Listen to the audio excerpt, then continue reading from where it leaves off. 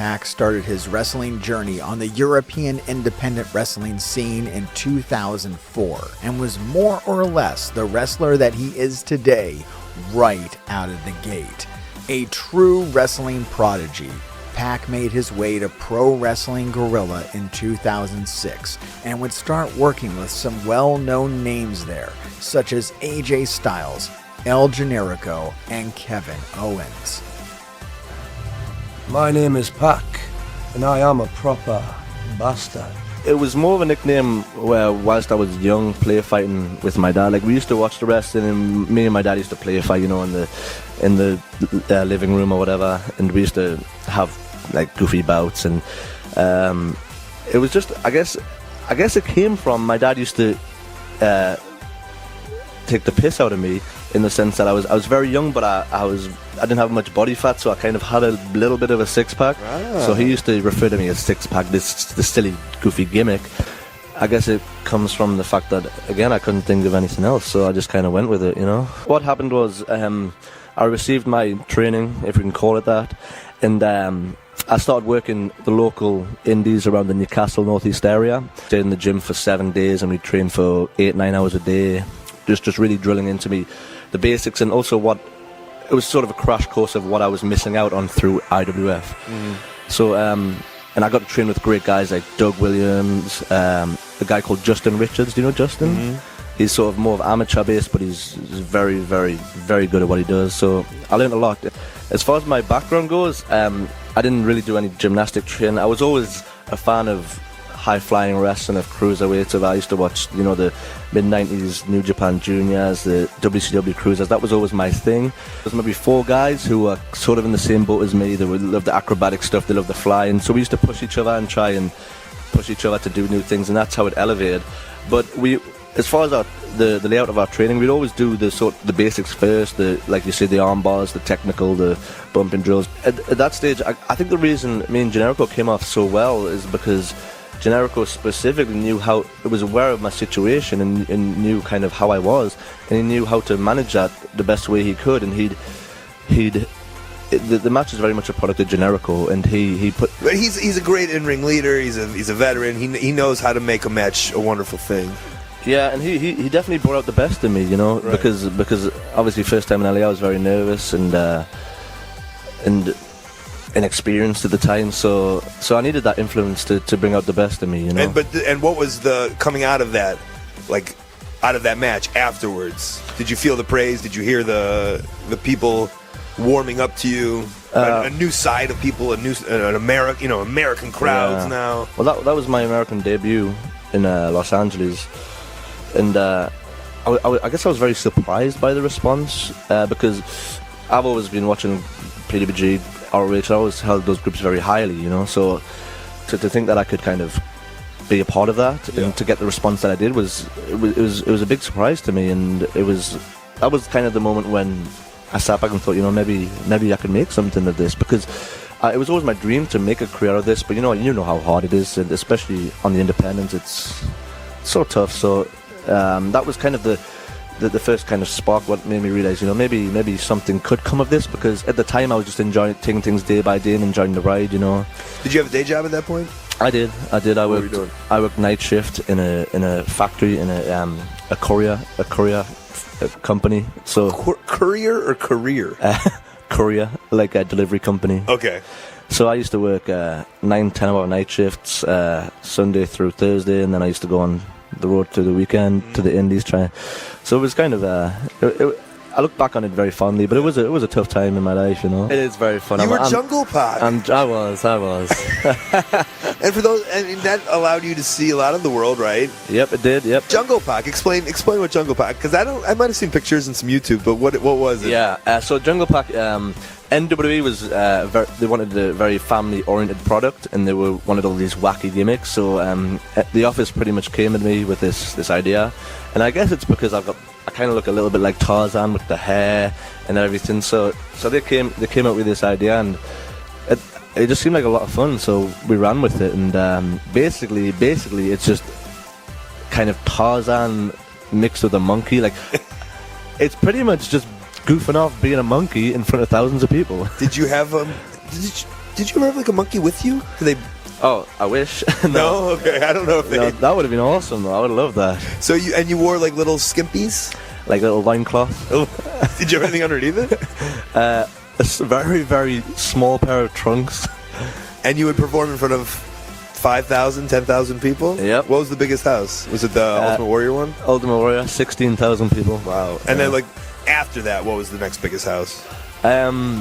The next biggest, I think, was Madrid, which was, I want to say 10, possibly, but I'm not too sure. So but around that, it was huge.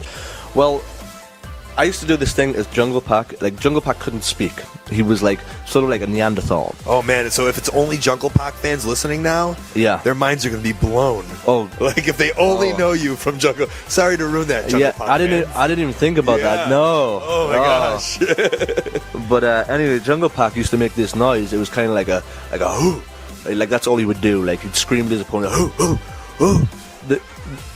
At the start, that was sort of my thing. And then as the tours progressed, these sound, the fans would replicate this. Nice. So as soon as I came out, like everyone would be like, ooh, ooh, ooh, and they'd just echo on the building. That was very, very flattering, and it was Fun, very right? cool. Yeah, it was fun. You're like a fucking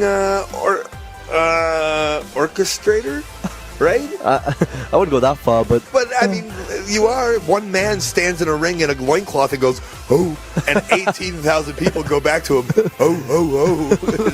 It's pretty ridiculous. I guess so. But like you say, it was very, very fun time in my career, and the gimmick was very fun to do. You know, it was just good, harmless fun. You know. I've been telling people on this channel to subscribe, and they won't. Yes? What can we do about that? Can you help me out? Maybe if you tell them to subscribe, they'll do You it. threaten them. I'll threaten them Yeah, for if you. yeah, that would be great. Yeah. You don't have to do it till you're cursed. In 2013, Pac would debut in NXT under the name of Adrian Neville and would become the NXT champion the following year. Things would come full circle for Pac as he would enter into an angle with his old friend El Generico, now known as Sammy Zane. And after holding the NXT Championship for almost a full year, he would lose their match at a Takeover in December. I think you'd wrestled Sammy in 14 countries, is that right? How did last night's match compare to your other previous matches? Was it the best you've ever had? Was it, how would you rate it? Yeah, it was certainly up there. I mean, the emotion itself was unparalleled. Like, at the end of the match, once it was all said and done, I did tear up a little bit and kind of got overwhelmed by the emotion. It was just electric at Full Sail last night for Takeover, and it was certainly, if not our best, definitely up there as one of the best performances we've ever had together. And I saw that Pat Patterson came into the ring afterwards, and he leant over and said something to you in the corner. What are you allowed to share? What he said to you? Well, Pat wasn't scheduled to come out at all. He happened to be backstage. He comes along occasionally and watches NXT and lends his advice to some of the younger guys. And apparently, watching the match, Pat wasn't meant to come out, but he just kind of forced his way through. He said, he was going to jump the railings no matter what Triple H or whoever said. So Pat was coming out regardless, and he just shook my hand and congratulated me and told me that he'd enjoyed the match, which coming from someone like Pat is huge. From here, Pac would feud with another PWG veteran and close friend, Kevin Owens, and would eventually get called up to the main roster of Raw on 2015, where they would make him wear a cape and feud with Stardust. Fuck me! But hey, after a year of fuck all, he would eventually become the Cruiserweight Champion in 2016. That would lead directly to Pac requesting his release after walking out on a taping of Raw in 2017. I'm sitting right here under their nose and they overlook me? That's insane. What happened here? Yeah. A walkout on Monday night. Some of the reports say it's because he was scheduled to lose to Enzo, but there has to be more than just that. I do know that he had been unhappy. Again, he'd been focused on as the key guy in that division, but a lot of the guys in the 205 Live division are very frustrated because it's like this ceiling. You can't get, like on a pay-per-view, you can't get past a certain point, you're going to have your title match, or you're not going to be in the pay-per-view, one or the other. And, you can't intermix with other people. And while, Neville, to me, flourished in that 205 Live in a certain way, he didn't flourish all the way because he could never have those great matches that he wanted to have because, there's constraints that are given because you're in a prelim match and time constraints and crowd constraints, being just the way that whole thing was positioned. So I know he was frustrated for a while, and maybe that just all boiled over, and maybe he just sees, there's always a feeling that, it's funny because the guys on the indies all want to get to WWE. Not all of them, but most of them. There are exceptions. And the top guys in WWE obviously are very, very happy with where their lot. The bottom guys in WWE are some middle guys. There's some that are just happy because they're making the money, but a lot of them are frustrated and they're very envious of the guys on the indie scene because the indie scene guys are able to kind of call their shots and, don't have to work as hard of a schedule, although they would have to work much harder in their matches, but they have better matches, and a lot of these guys want to have great matches. So there's a lot of grass. I'm calling it like the grass is greener, and I think that like where Neville is like, look at these guys, the grass is greener, and then I look at Ricochet, who's on the opposite side, and he's going, the grass is greener in WWE, and they're kind of, they're similar to each other in a lot of ways. I think they're both super spectacular wrestlers. Do you have any idea, Dave, how much Neville had left on his contract at this point? I don't know the ending of his contract because that's a key thing. He would be able to work indies probably soon enough, unless they, depending on how they work out the release. But yeah, he couldn't go to TNA. They could make it difficult for him to do New Japan or, which I'm guessing is where he wants to go. That's I would think so. I could see Ring of Honor and New Japan, to me, would be awesome fit for him, I would think. Yeah. But it looks to me, would WWE allow him to do Ring of Honor? If his contract has a year and a half left, that could get real messy. Yeah, I guess that depends. I don't know that time frame. I'm just saying if it's a while. Right. If it's a while left, it could be tough. But he did this on his own, so he had to have an idea of something. You know what I'm saying? Yep. It's not like they did it to him. In which you know what I'm saying. So I think that whatever it is, obviously he wanted out. On that night, Neville wrestled his final pay-per-view match for WWE. He lost the Cruiserweight Championship to Enzo Amore. No wonder he quit the company after this. I don't even need to say any more. Actually, according to Enzo, the two of them were best friends. That's what Enzo Amore says. He goes, the two of them were like, I'm crossing my fingers here. They were like this. They were tight. They were best friends. They rode together. He claimed that the plan that they had come up with was for Neville, after he dropped the belt to Enzo, to then leave 205 Live. Because what was left for Neville to do? Neville's talent. If you're the kind of person who isn't a fan of all the smaller guys in wrestling, there are some smaller guys who I think absolutely belong on the main roster and belong in the ring with guys who maybe are bigger than them because they just have that much talent. They have something to offer beyond just being confined to the cruiserweight division. That was Neville. And I don't really think we didn't get to see a side of him until he came to AEW that I think even more than in WWE. He showed a side of him in AEW that proved that he absolutely belongs in the ring with some of the top stars in the company. This is not a guy that should be limited to 205 Live. This is not a guy that should be limited to, AEW Dark or something like that. He's a talented guy, and he had done all he can do, and he was ready to move on. And so that was kind of their idea. You're going to drop the belt to me, and that's going to be your swan song on 205 Live. And then he's going to go work Raw or go work SmackDown. But after he dropped the title to Enzo at No Mercy, Vince McMahon told Neville that he was going to keep him on 205 Live. 205 Live is a death sentence. That's not me being disrespectful to the people who wrestle on that show. There's a lot of talented guys, I'm sure, right now on the 205 Live roster. But if you want to break out and become a bigger star, it is a death sentence. That is not a show that I would want to be on.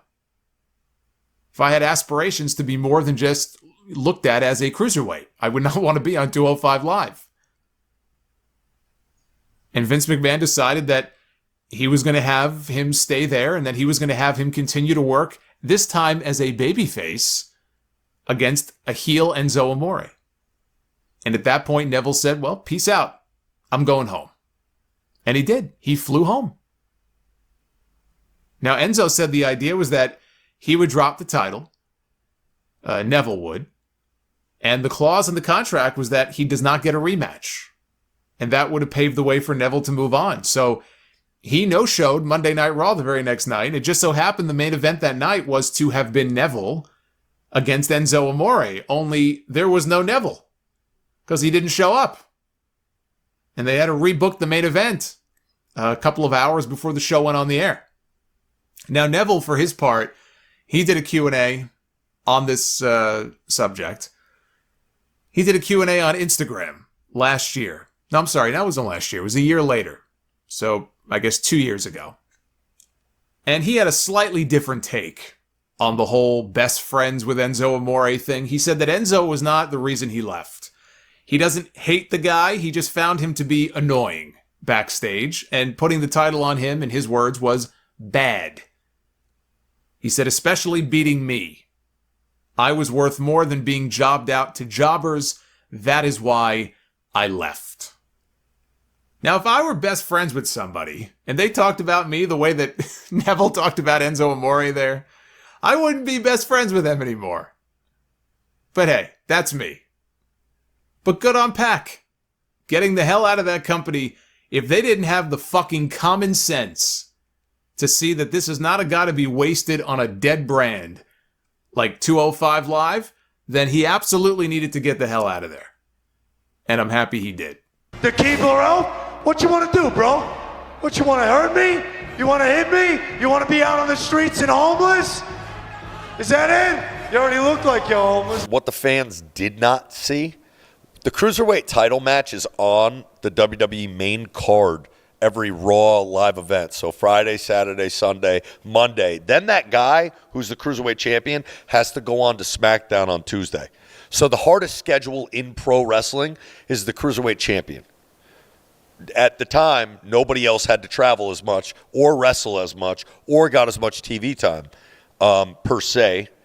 I just want to put it out there that what you did not see on TV, bro, for that year, bro, Neville and Rich Swann had a match on live events that stole the show every night. Neville and I were best friends driving around the world together. Nobody knew that he just worked the hardest schedule in the world for about a year and a half, 2 years, carried 205 Live. The guy was tired, and he didn't want to do it anymore. And it was literally a discussion between me and him in the car where we pitched to work with each other. And I take the title off of him under the premise that he no longer, because of a clause in like the contract, he can't have a rematch.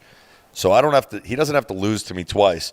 What happens to him is he goes on to Raw, SmackDown, and wrestles, because I mean he put the work in with 205 Live. He really put it on the map and put matches that were just unbelievable together, especially with Swann on the road those last like 4 or 5 months. They were tearing it up on live events, bro. It was awesome. I loved watching it.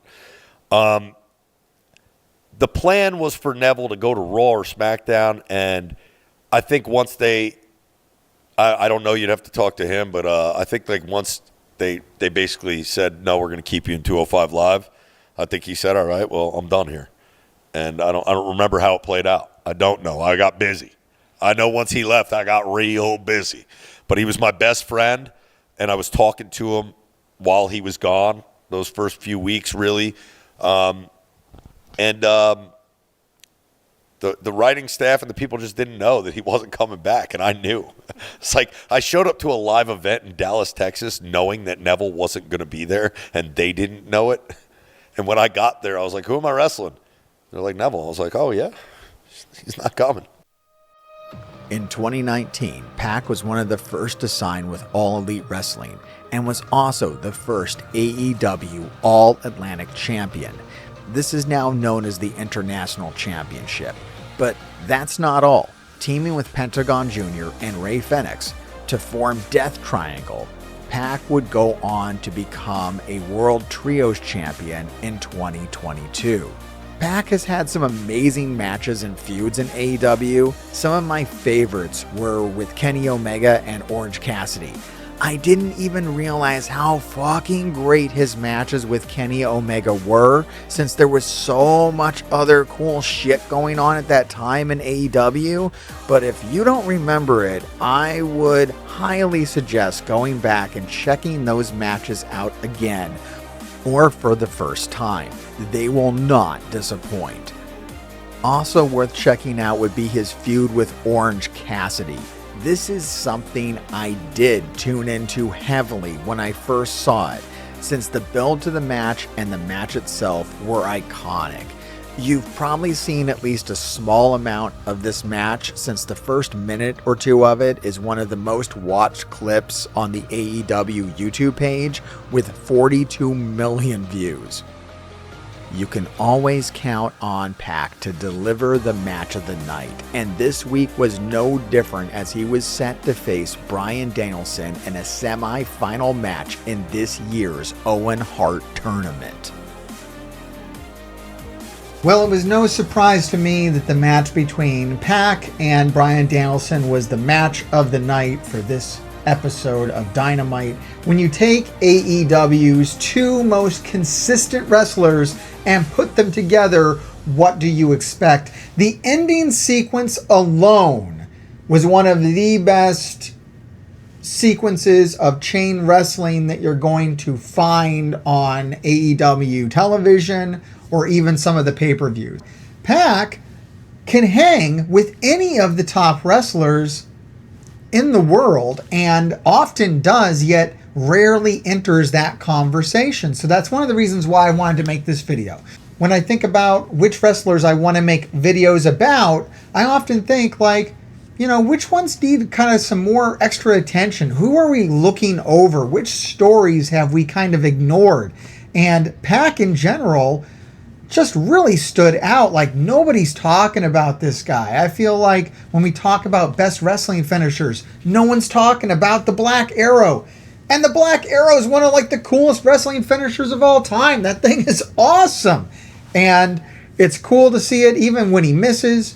It's cool to see it when he hits it. Black Arrow, guys, stop sleeping on it. One of the best wrestling finishers of all time. Like, hands down. Let me know down in the comments. What beats the Black Arrow? I don't even know. But this was a really fun video to make. I hope you enjoyed watching it. Let me know what you think about Pac down in the comments below. What did you think about this match that he had recently with Bryan Danielson? And what do you hope that he will do in the rest of the year in 2024? I mean, it looks like he's not going to be main eventing Wembley. I think we all have kind of been hoping that he would do something big at Wembley, kind of take something home in Europe there. But I don't know. I'm hoping that one of these years he's going to get a really nice showing at All In Wembley if they continue to do it there. It seems like that's a logical thing to have Pac, reclaim that international title. I think that's one of the coolest things that he did in AEW was defend that overseas, kind of this weekly thing. And we got this footage from, wrestling organizations outside of AEW where he was doing the defenses. I thought that was a really cool thing, and I'd like to see him do that again. But let me know what you think down in the comments below. Make sure you check out another video, and Gravediggers, keep digging.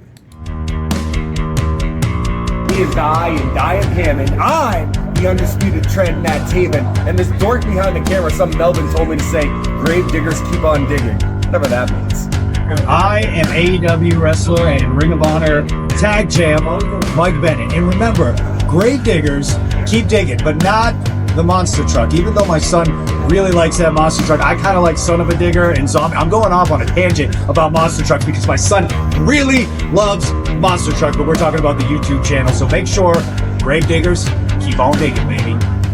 So this is Mark doing one half private party, saying what up to the Gravediggers, and you doing your thing, bro. Alright, like, subscribe, and watch another video, or be cursed. If you're cursed, that means the Gravediggers will keep digging your graves. So, you probably want to do it.